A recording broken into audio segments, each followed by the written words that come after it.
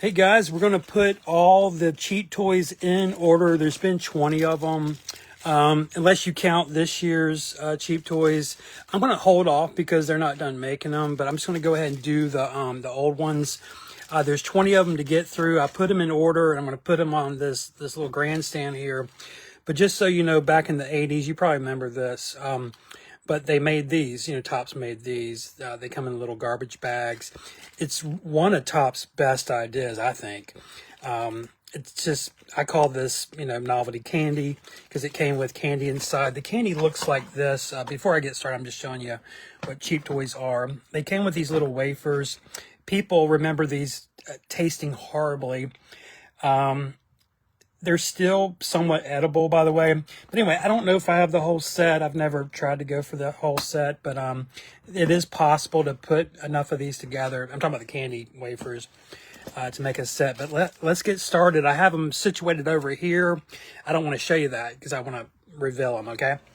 We're going to start with Series 1. Let me set this phone down, and I'm going to hold up the cheap toy like this. And we're going to go one by one. Now, this is an all Novo show, meaning I only have Novos out. This is the first time this has ever been possible. I've been able, through years and years of tracking these down, to put together an all Novos set, all 20 toys in Novo colors. Anyway, so the worst Garbage Pail Kid cheap toy of all time is, in my opinion, this is just my opinion, is Brainy Janie. Now, if you look at the market, I can't spend a lot of time talking about each one, but I'm just going to give you some little facts. Artistically, this is just my subjective opinion, but something about her just standing there, she's not standing on the card. She's sitting there. There's just a little bit lost in translation. She's kind of plain.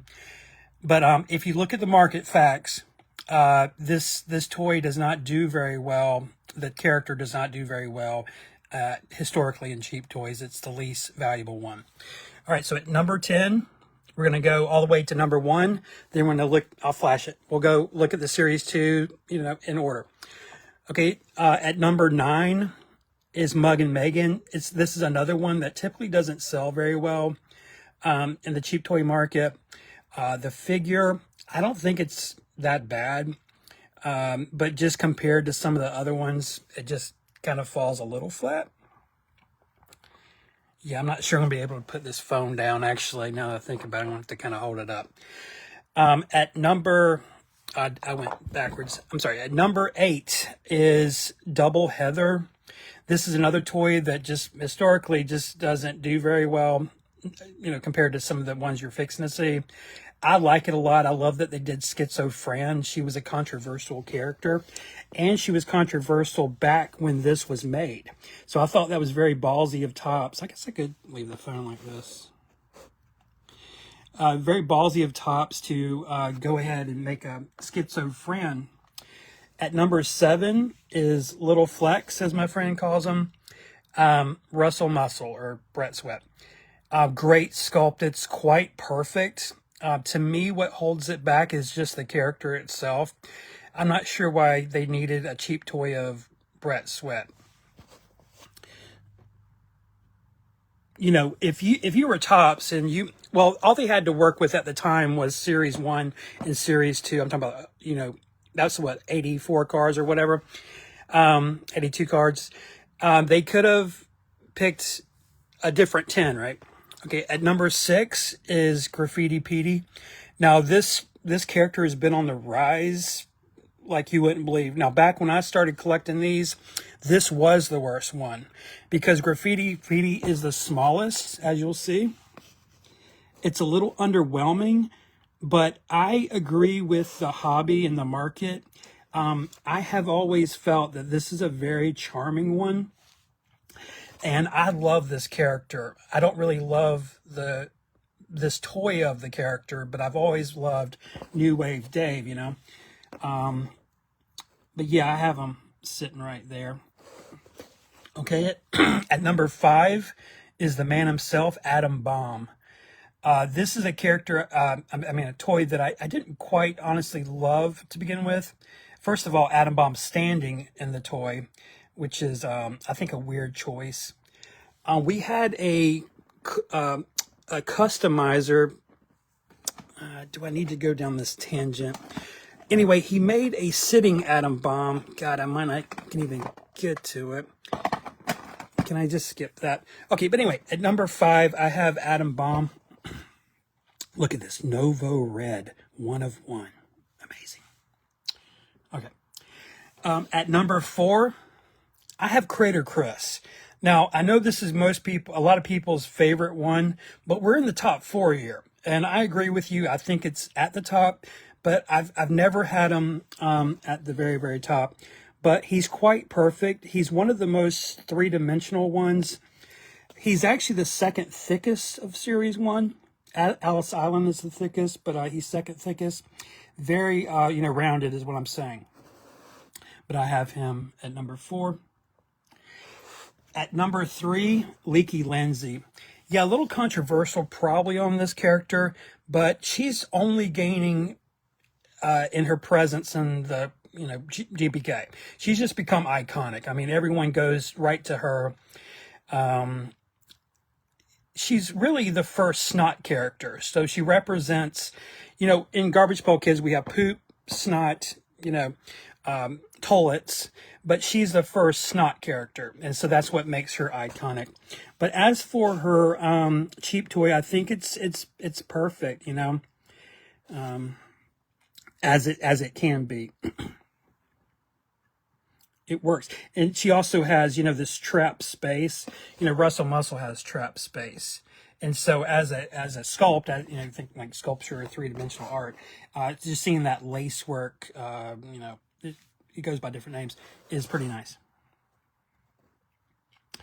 Tops wanted these to be, or not Tops, Candy Novelty Works in Hong Kong made them really compact, because when you're spitting these out of injection molds, you want them to come right out of the mold. You don't want to have these these just trap space, because that can catch on the mold. And they're trying to spit these out in mass quantities. Okay, at number 9, I have Alice Island.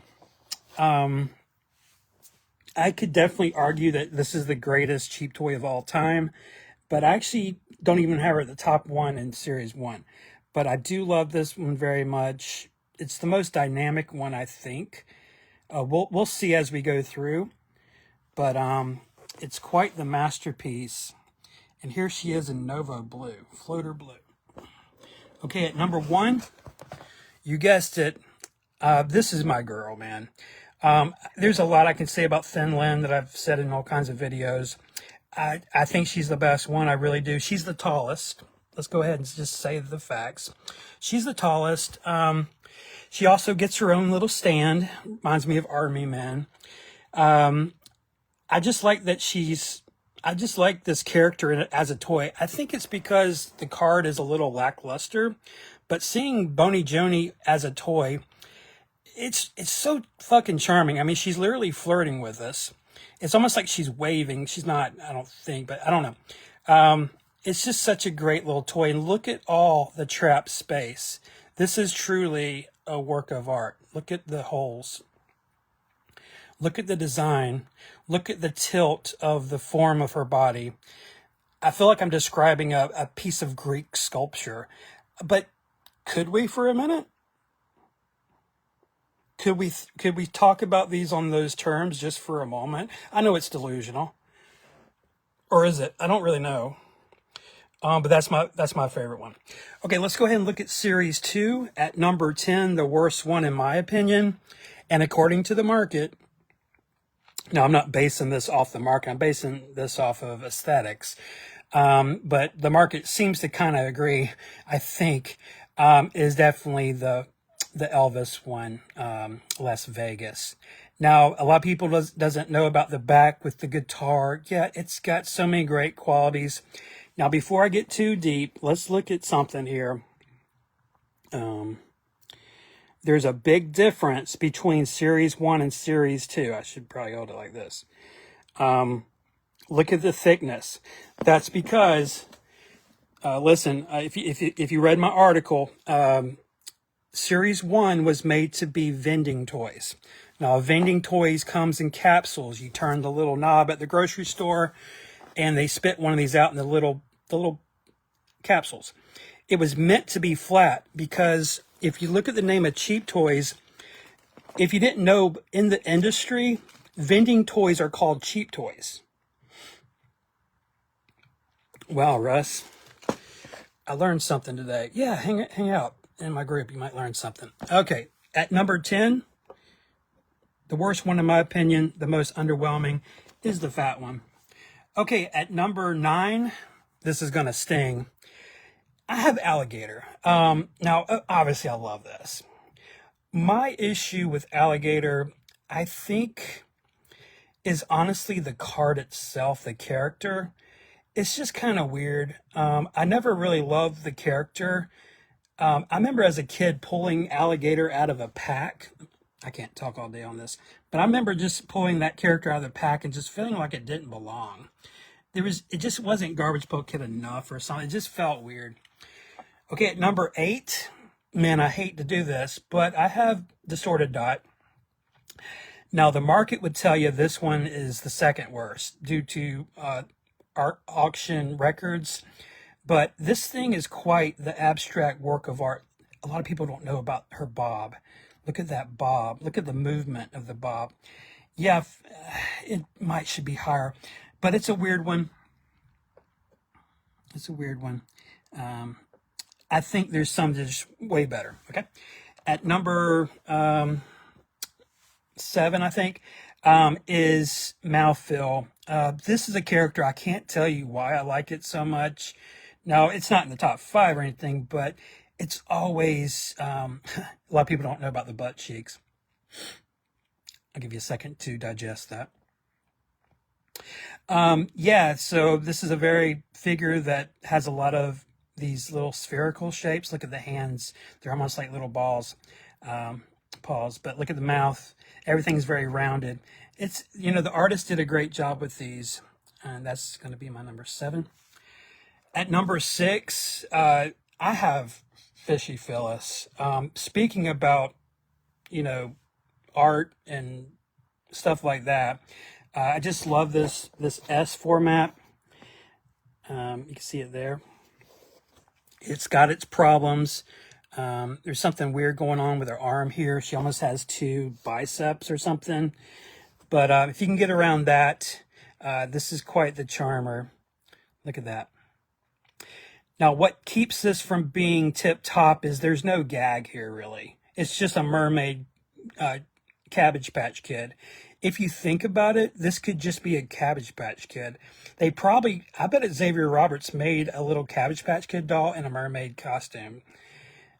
There's nothing really Garbage Pail Kids about it, but I love it.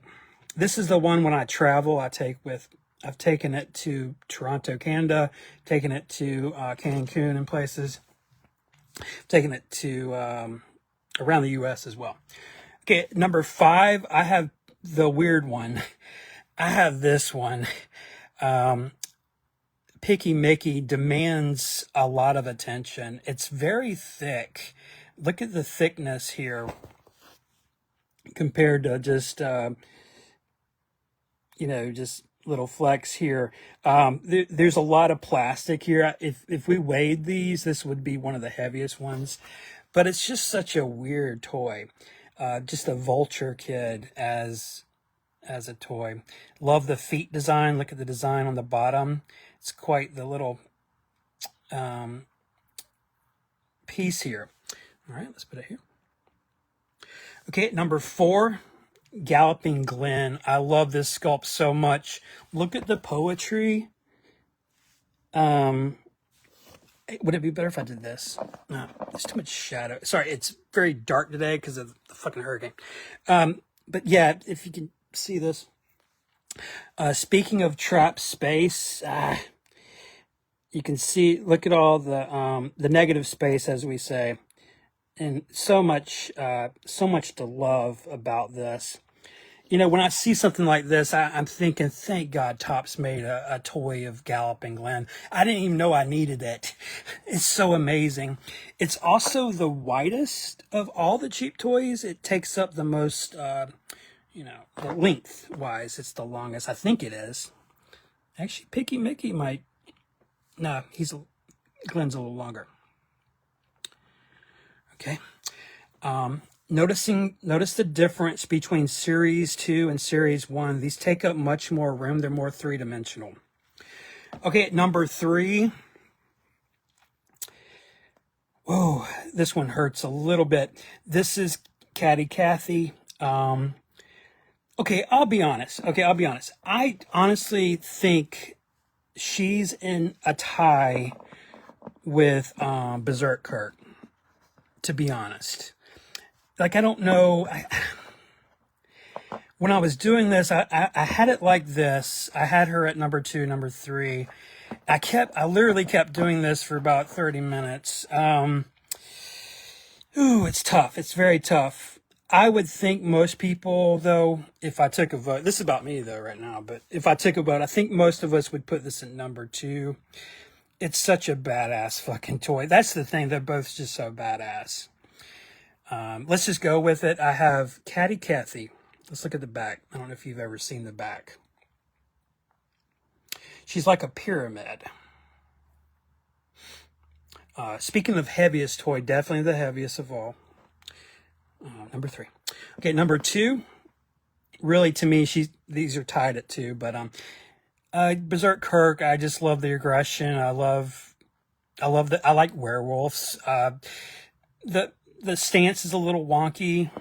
You know, he's supposed to be coming at you. You know, on the card, he's running at you. But the artist had to, make some little adjustments, and he's just kind of doing a little funky step, maybe a little crip walk. Not really sure. He's got a little bone up to his mouth. But I just think it's so charming. And I just know when I was collecting these, when I was hunting these down originally, this was the one I wanted more than anything. At number 2. So at number 1, Steel Jill.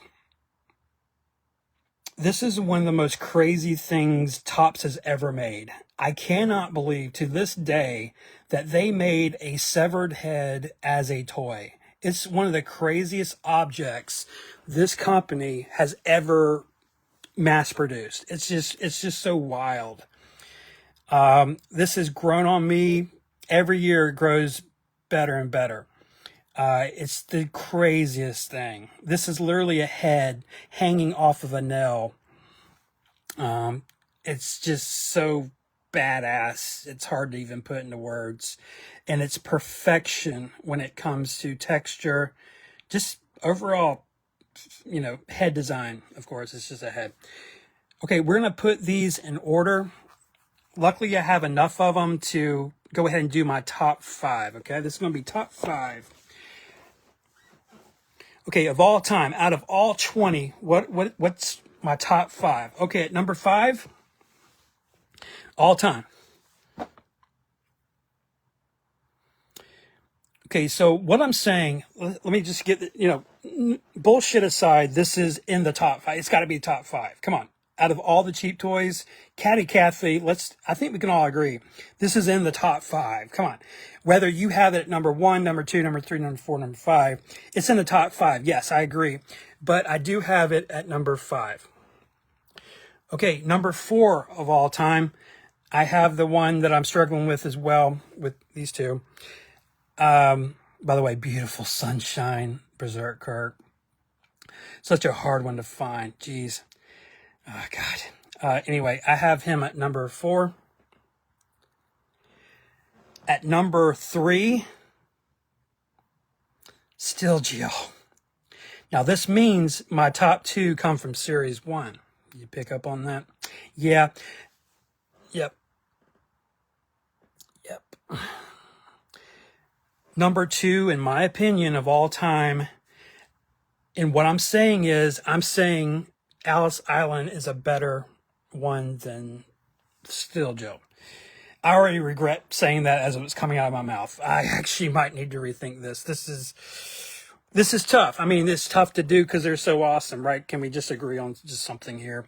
But yeah, I'll own it. Yeah, this is the one I had for number 2. And at number 1, my girl. I just love it, man. It's just what I want. This is just what I want cheap toys to be. Edgy, crazy. It's a skeleton holding up its diaper. It's just fucking cool. I love it. This is such a fun character to collect. By the way, this is still the tallest of all the cheap toys. Thin Lin. Had she not had the base, she wouldn't have been the tallest. We lost her. And I got to just show you this real quick. Oh, let me get you that shot. This is my top. There you go. This year, I was able to find all 4. Whoa. Well, for doing rainbow order. Sorry, art teacher of 22 years. Yeah. Well, guys, hope you enjoyed that. I don't know if you agree or whatever.